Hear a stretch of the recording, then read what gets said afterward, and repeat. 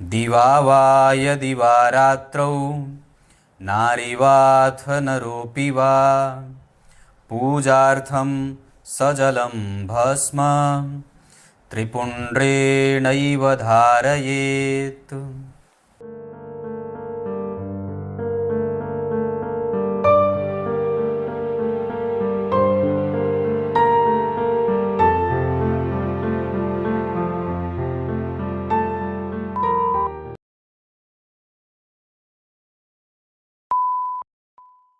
प्रिय दर्शकों नमस्कार, एक बार फिर से उपस्थित हूँ आप सबके सामने सोमवार के कार्यक्रम में। मैंने अभी 2 दिन से पीछे एक कार्यक्रम बनाया था शनिदेव का सभी राशियों में फल। उसके पीछे मैंने बताया था शनि के बाद शुक्रदेव का सभी राशियों में फल। आज मंगल देव का जन्म कुंडली के सभी राशियों में फल कैसा होता है यही जानेंगे। शुरू करते हैं आज का कार्यक्रम। कहीं नहीं जाना है, बिल्कुल बन के रहिएगा। जय श्री कृष्ण आवश्यक रूप से लिखा जाए, कार्यक्रम शेयर भी किया करिए, है ना। और डेट ऑफ बर्थ, टाइम और प्लेस भी रविवार के कार्यक्रम के लिए लिख देना चाहिए। जैसे कि मैंने, अगर आपने अपना कार्यक्रम नहीं देखा है तो हो सकता है कि आपकी कुंडली कल चुन ली गई हो। एक क्या नाम था उनका, त्रिपाठी जी थे। उन्होंने पहले कार्यक्रम में जाने के बाद लिख तुरंत दिया था कि मेरी कुंडली देख लीजिए, पर उनकी कुंडली चुन ली गई थी। बाद में मैंने उनको कमेंट में रिप्लाई किया था कि आपकी कुंडली चुनी गई है, आप जा करके देखिए। तो ऐसे में क्या होता है कि कई बार लोग देखते नहीं है पूरा कार्यक्रम और उलाहना देते रहते हैं कि पंडित जी आप मेरी कुंडली नहीं। एक हैं आरती शुक्ला जी हैं, ऐसे ही कच के कुछ नाम है। उन्होंने लिखा कि मेरी कुंडली नहीं देखिएगा और डिटेल लिखती ही नहीं है। पूर्व में लिखती थी, पर अभी अगर रेगुलर लिखेंगे तो मेरा ध्यान जाता रहेगा। पूर्व में आपने लिखा है, कब लिखा है, अब कितना ढूंढूंगा मैं। इस वजह से जब भी उलाहना भी दे रहे हों कि मेरी कुंडली आप नहीं ले रहे हैं, अब लिखना छोड़ दिया है, नहीं लिखूंगा, ये करूंगा वो करूंगा, उस समय भी आप अपना डेट ऑफ बर्थ तो लिख ही दीजिए, है ना। क्योंकि वो मैं कमेंट हमेशा देखते रहता हूँ, हर 20 मिनट पे, हर 25 मिनट पे कमेंट मैं देखता रहता हूँ। तो जो देखता हूँ उसमें तुरंत उसका स्क्रीनशॉट बना लेता हूँ और रविवार के कार्यक्रम तक 7 दिन में 5 कुंडलियाँ चयन कर लेता हूँ। इस वजह से अगर कुछ लिख रहे हैं और कुंडली देखना चाहते हैं तो अपना डेट ऑफ बर्थ उसमें जरूर लिखिए। उसके बाद आपको जो भी लिखना है लिखिए, है ना, ये बात है। आइए विषय पे लेके आता हूँ। पर कार्यक्रम के आरंभ में मैंने जो श्लोक पढ़ा है उसका अर्थ बड़ा विशाल है और बड़ा समझने वाला है कि क्या महिलाएं भस्म धारण कर सकती हैं। तो शास्त्रकार लिखते हैं, वेदव्यास भगवान ने लिखा, जी हाँ, निश्चित रूप से पुरुष और महिला दोनों ही भस्म धारण कर सकते हैं। ये है विश्वेश्वर संहिता का कौन सा अध्याय है, ये अध्याय है 16वां 17वां था शायद, 18वां अध्याय है ना। 18वां अध्याय का ये श्लोक नंबर है 79वां श्लोक है। विश्वेश्वर संहिता शिव पुराण प्रथम खंड 79वां श्लोक, जिसमें लिखा है कि दिन हो अथवा रात्रि, नारी हो या पुरुष, पूजा करने के लिए उसे भस्म जल सहित अवश्य ही धारण करना चाहिए। मैं भी लगाया हूं, अभी भी लगाया है मैंने माथे पे। तो ये हमेशा ही आपके माथे पे विराजमान होना चाहिए। वस्तुओं को जब कभी शुद्ध करना हो तो उसमें भस्म बिना जल के ऐसे ही स्पर्श करा देने से वो वस्तु शुद्ध हो जाती है। अब आइए विषय पे लेके आता हूं।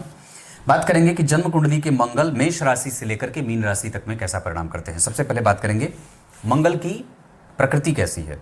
2 मिनट की बात होगी। मंगल बीच में से जो उनका शरीर है वो कृशकाय है, मतलब बीच में उनकी कमर पतली है, छाती चौड़ी है, ऊंचा कद भी है और मध्यम कद भी है। मतलब दोनों ही गुणों दोषों को रखने वाले, दोनों ही प्रकृति को, दोनों ही आकार को धारण करने वाले हैं।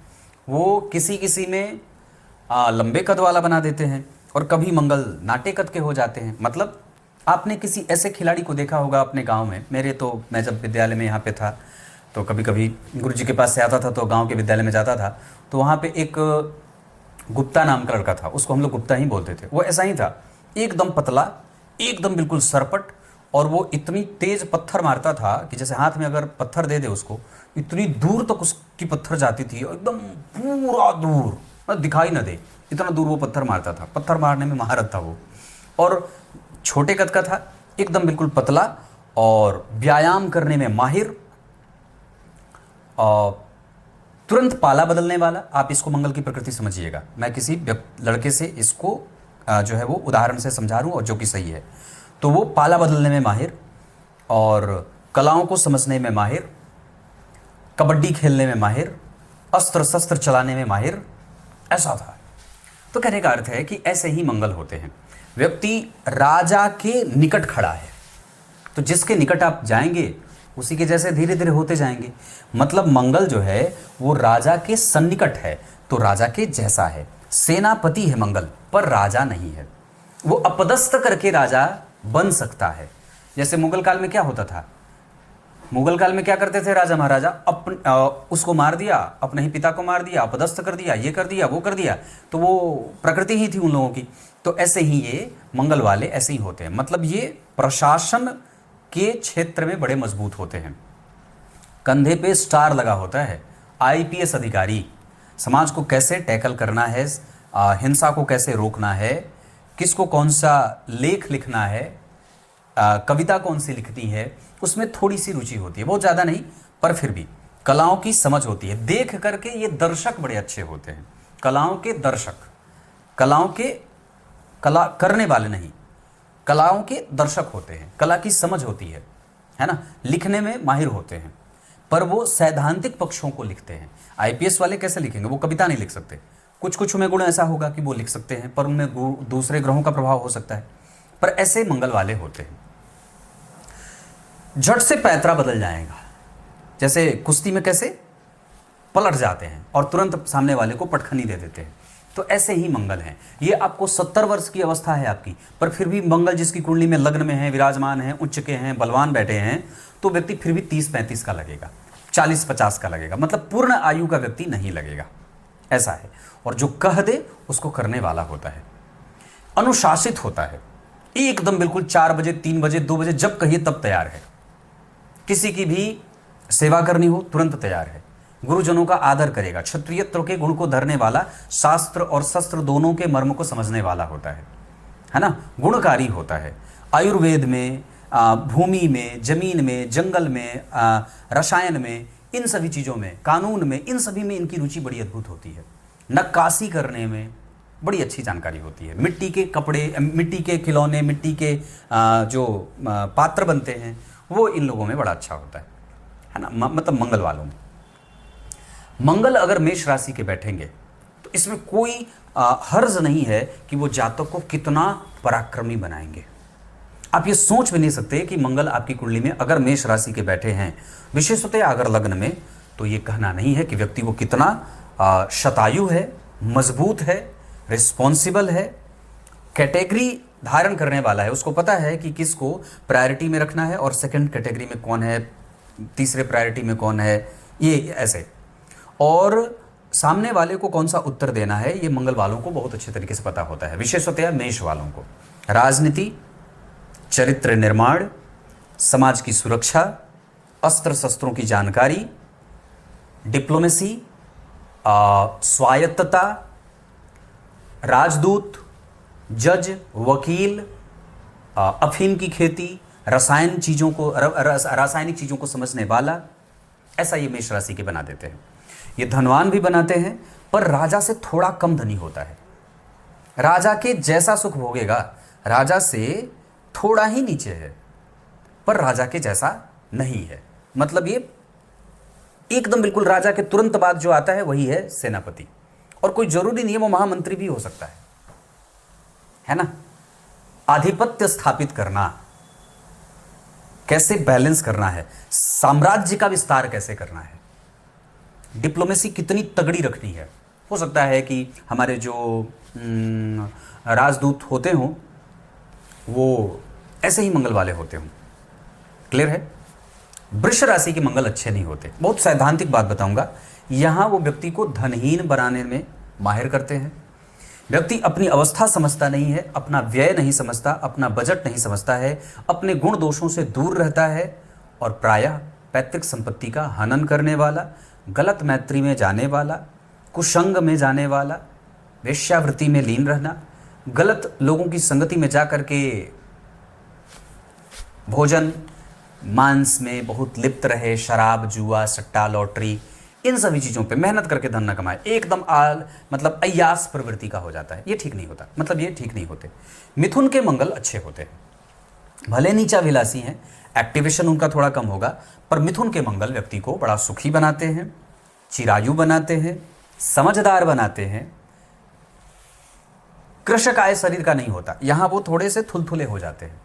मिथुन राशि में अग्नि तत्व का ग्रह है ना, तो यहां वो थोड़ा कृशकाय भी हो जाता है और मिथुन राशि के तत्व के कारण। और यहां वो व्यक्ति सामने वाले को बड़ा आदर देता है, वो विनयशील होता है, क्षमा कर देने वाला है। चलो ठीक है, जाओ, पोषण तुम्हारा कर दिया, तुम्हारी इच्छा तुम मुझे दोगे नहीं दोगे। यहाँ आप मिथुन के मंगल वालों में ऐसे गुण देख सकते हैं कि पिता और माता जिस तरीके से अपने बच्चों का पोषण करते हैं, पर बच्चा उनकी सुरक्षा नहीं भी करता है, वक्त पे आने के बाद वो अपनी दुनिया में मस्त मगन हो जाता है, फिर भी मिथुन के मंगल वाले पिताजी और माताजी क्षमा कर देते हैं। जाओ ठीक है, मेरा जो काम था वो मैंने किया, तुमने अपना कर्तव्य निभाना है निभाओ, नहीं निभाना है मत निभाओ, हम अपनी सुरक्षा कर लेंगे।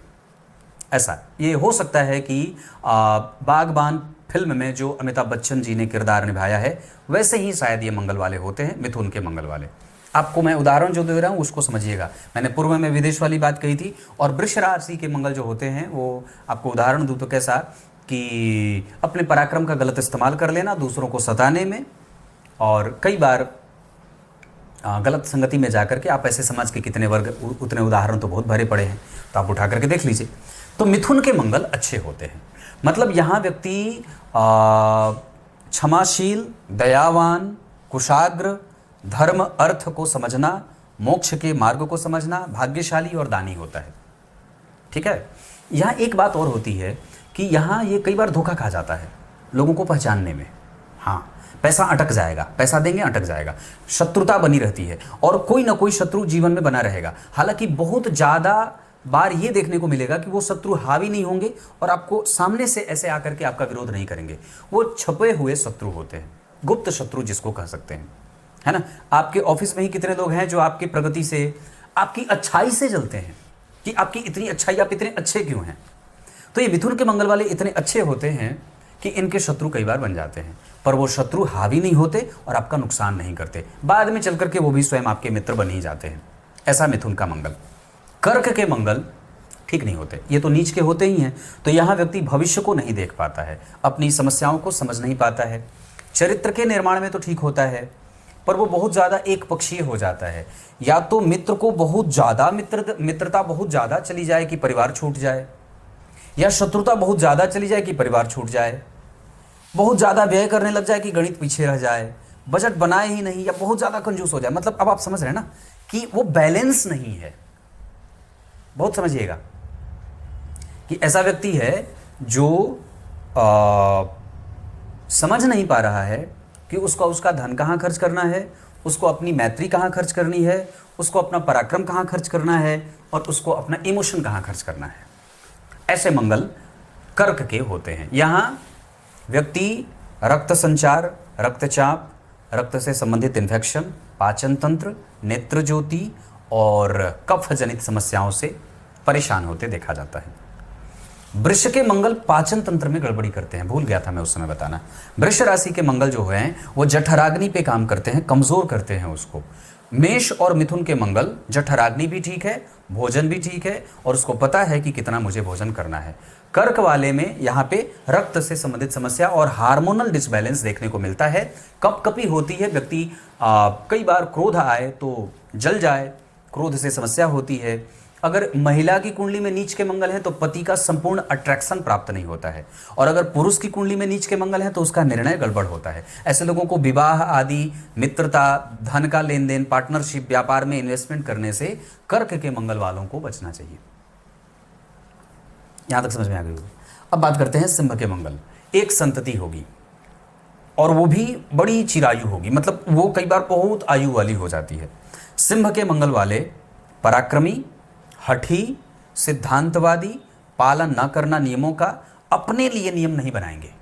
इनका नियम ना दूसरों के लिए होता है। ये जितने भी सिद्धांत बनाएंगे वो सब दूसरों को, ये सोचेंगे कि वो दूसरा पालन करे, मैं ना करूं। इनका जो परफॉर्मेंस होता है वो दूसरों को देने वाला, दूसरों को बढ़ाने वाला।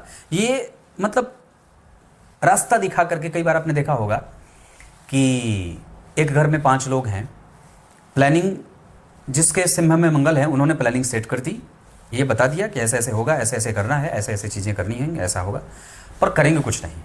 वो सब सामने से बैठ के देखेंगे, बताएंगे, इंस्ट्रक्शन देंगे, पर उतर के करेंगे नहीं। सामान हो सकता है कि जुटा दें।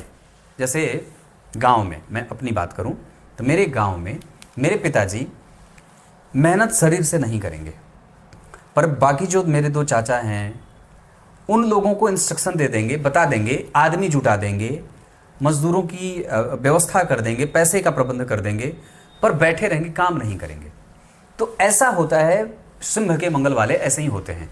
उनको आप कहने को कर देंगे कि चलो आप तुम हाथ बटा दो, कर लो, तो वो शायद हाथ जोड़ने, नहीं मुझसे होगा नहीं, तुम बाकी कुछ कहो मैं कर दूंगा, प्रबंध करना है, मैनेजमेंट करनी है, व्यवस्था बनानी है, तो वो हो जाएगा। ऐसा ये सिंह के मंगल वालों में ऐसे गुण देखने को मिलते हैं। तो अगर आपके आसपास ऐसा कोई व्यक्ति होगा तो उसको जरा चेक करिएगा कि उसकी कुंडली में सिंह राशि के मंगल बैठे हैं क्या। मतलब वो व्यक्ति खुद एक्टिव होके करवाने वाला है, करने वाला नहीं है। लाल बत्ती पे वो नहीं चाहेगा कि उसकी गाड़ी रुके, जबकि दूसरों से ये अपेक्षा रखेगा कि सबकी गाड़ी लाल बत्ती पे रुकनी चाहिए। तो ऐसा कुछ लोग ऐसे प्रशासनिक सेवाओं में हो जाते हैं जिनके लिए लाल बत्ती भी कोई मायने नहीं रखती है ना। तो ऐसे हैं मंगल देव वाले जो सिंह के होते हैं। कन्या के मंगल बैलेंस करते हैं, उतने तो धनवान नहीं बनाते, पर व्यक्ति को समझदार जरूर बना देते हैं। वो अपनी परिस्थितियों को समझ लेता है, उसको पता है कि मुझे कब किस पे वार करना है, कब किससे मैत्री करनी है, कब किससे शत्रुता करनी है, कब किसको कैसी वाणी बोलनी है, कैसा व्यवहार रखना है। कुशल होता है, व्यवहार कुशल कहने का अर्थ है। मतलब कन्या के मंगल कई बार यहाँ व्यक्ति के जीवन में दुश्मन आए भी हैं तो भी उसको कोई फर्क नहीं है, दुश्मनों ने नुकसान पहुंचा दिया तो भी कोई फर्क नहीं है, वो एक जैसा है, ठीक है भैया चलो। ऐसा भाव कन्या के मंगल वालों का होता है। कन्या के मंगल अगर आपकी कुंडली में बैठे हैं कन्या राशि में, तो आपको फिर थोड़ा एक्टिव होना पड़ता है। हो सकता है कि परिवार वाले आपसे ये कह दें कि आप मतलब इनएक्टिव हैं या जिम्मेदार नहीं हैं, या ये हो सकता है कि आपको परिस्थितियों का कोई प्रभाव विशेष पड़ता नहीं है। मतलब सम दुख सुख चितः वाली बात है, दुख और सुख में एक जैसे व्यवहार को रखने वाले। उनको अपने शरीर में कितना ही दर्द है पर फिर भी मस्त है ना। सामने वाला दुखी है पर फिर भी उनको ठीक है, चलो भाई ये तो सबके साथ घटित होती हैं घटनाएं, तो ऐसा मान करके वो प्रसन्न हो जाते हैं।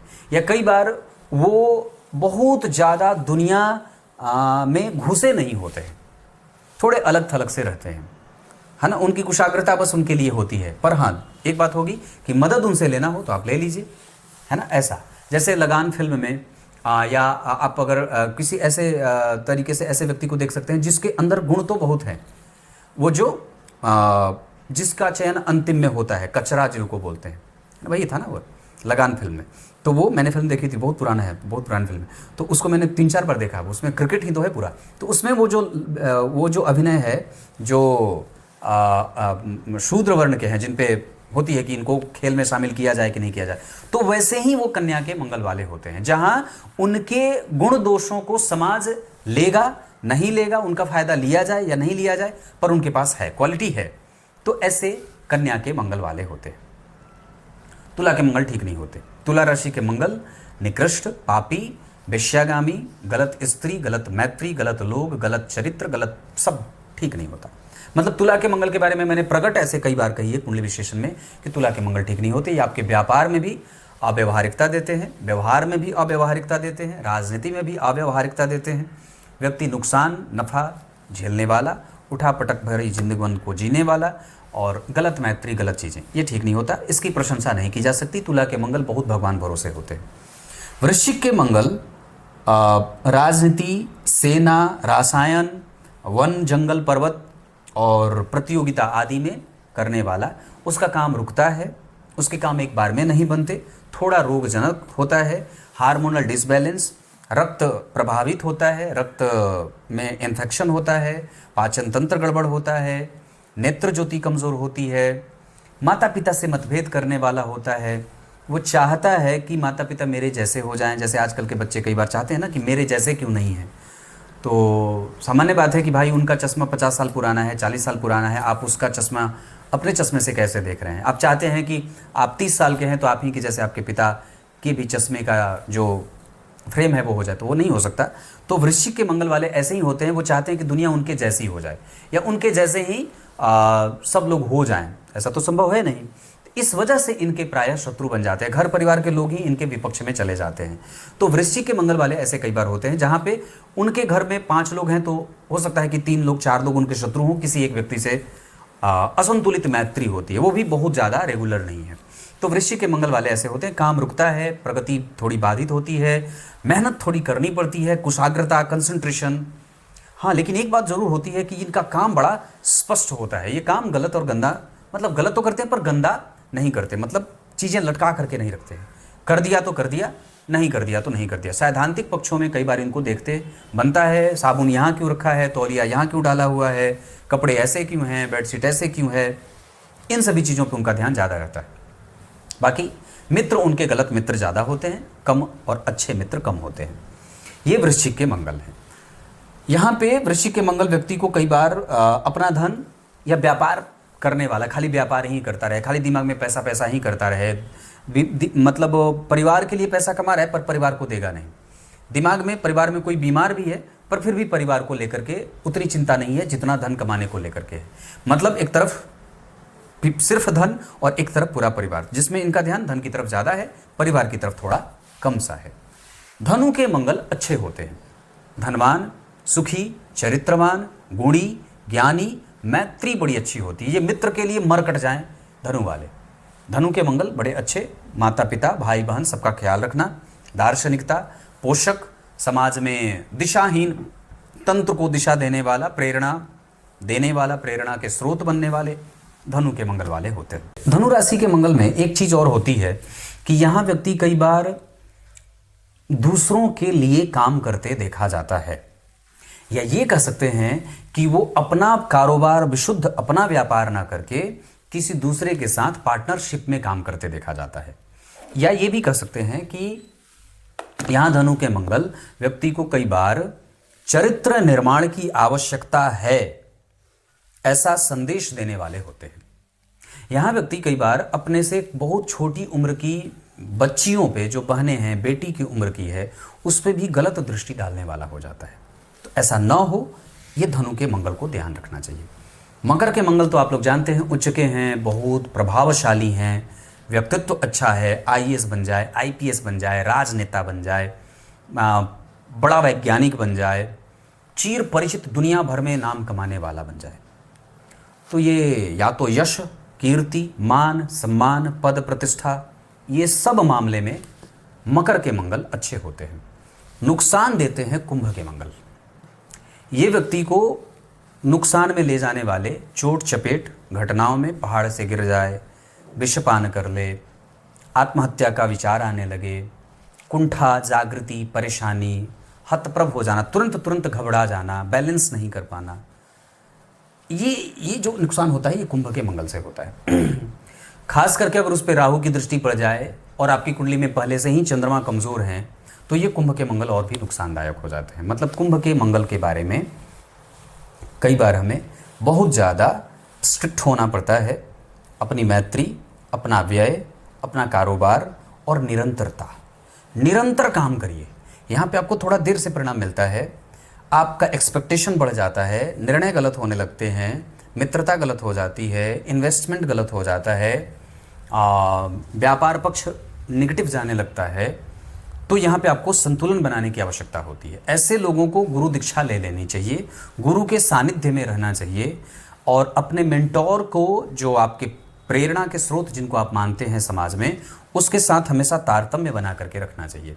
जहाँ कहीं भी कमजोरी हो वहाँ तुरंत अपने से जो आपको आगे बढ़ाने वाला है, बूस्ट अप देने वाला है, ऐसे लोगों से तुरंत मैत्री करनी चाहिए, उनसे तुरंत ही संपर्क साधना चाहिए। ऐसे लोग किसी दूसरे की गलती को भी अपनी गलती स्वीकार करके अपने आप को दोष ठहराते रहते हैं। तो ये कुंभ के मंगल वाले होते हैं। मीन के मंगल शांत, दयालु, दार्शनिक, चिंतन, हित चिंतक, पोषित, समाज को पोषित करने वाला और बड़े बूढ़ों का आदर करने वाला। यहाँ इनकी ऊर्जा बहुत बैलेंस है, यहाँ थोड़ी एक्टिव ज़्यादा है, यहाँ थोड़ा कम है, मतलब यहाँ सामान्य हो जाता है। यहाँ व्यक्ति संतुलन बनाने में बड़ा माहिर है।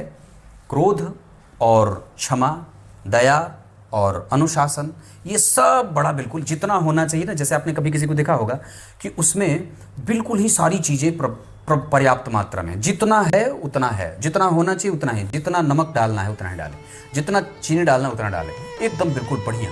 मतलब जो बैलेंस है वो मील का मतलब है। समझ में आ गई होंगी बातें, मैंने आप लोगों को बहुत अच्छे तरीके से समझाने की कोशिश की है। कुछ इसी तरीके से अब नक्षत्र का कार्यक्रम जल्दी ही लाऊंगा, कल हो सकता है कि नक्षत्र पे ही कार्यक्रम लाऊं, देखिएगा जरूर। तब तक के लिए बहुत बहुत नमस्कार।